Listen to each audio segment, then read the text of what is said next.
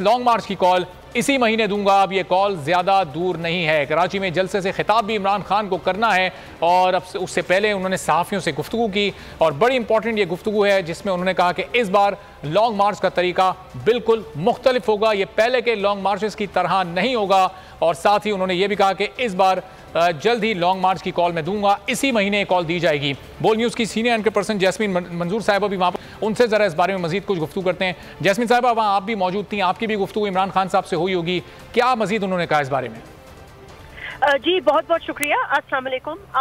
आज आपको पता है कि इलेक्शन से पहले खान साहब कराची तशरीफ लाए हुए हैं और थोड़ी देर में जलसागाह की तरफ रवाना हो जाएंगे। उनकी सीनियर सहाफ़ियों से मुलाकात हुई और उसमें उनसे काफ़ी नोटोक किस्म के सवालात किए गए और उन्होंने बड़े वाज़े तौर पर अपनी हिकमत अमली के हवाले से भी बात की और पाकिस्तान में जो इस वक्त करंट पॉलिटिकल सिचुएशन है उस पर भी बात की।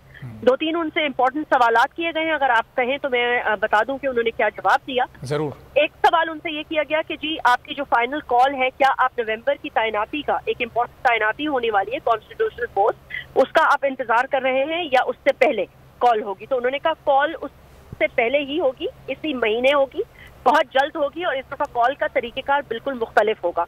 ये जो लोग समझ रहे हैं कि शायद हम हर दफा इस्लामाबाद पर की तरफ रवाना होने का या सिर्फ वहाँ पे सिट इन करने की बात करते हैं, ये सिर्फ मुझे पता है, close to my heart the cards are, कि इस दफा कॉल का तरीकेकार क्या होगा। सहाफी ने उनसे एक्चुअली ये सवाल किया था कि हर दफा आप एक ही तरह की एजिटेशन की क्यों बात करते हैं, तो उन्होंने कहा आपको कैसे पता कि हर दफा की तरह का ही एजिटेशन इस दफा होगा? तो इससे हमें ये पता चला कि एजिटेशन कुछ मुख्तलिफ होगा।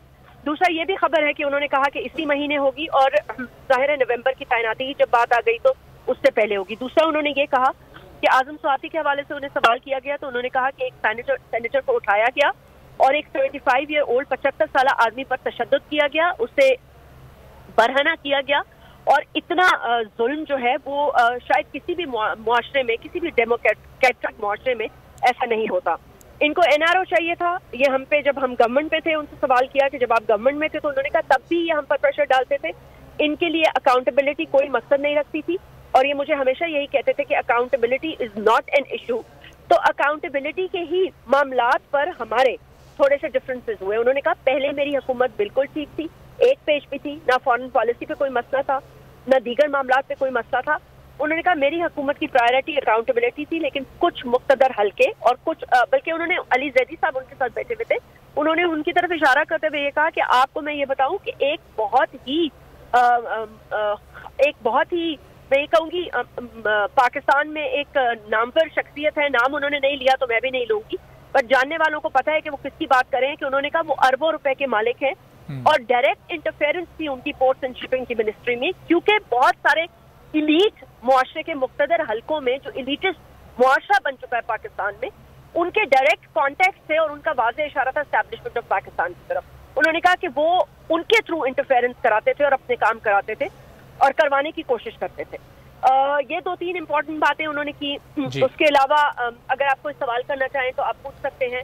कॉल के हवाले से भी उन्होंने बात कर ली और इस बारे में मजीद भी मजीद भी गुफ्तगू करेंगे। बहुत बहुत शुक्रिया। जैस्मीन मंजूर साहिबा हमारे साथ मौजूद थी और बता रही थी इमरान खान साहब ने बड़ी अहम गुफ्तगू की जिसमें उन्होंने मार्च की कॉल इसी महीने देने की बात की और साथ ही ये कहा कि चूंकि नवंबर में एक अहम तैनाती होनी है उससे पहले ही लॉन्ग मार्च की कॉल दूंगा।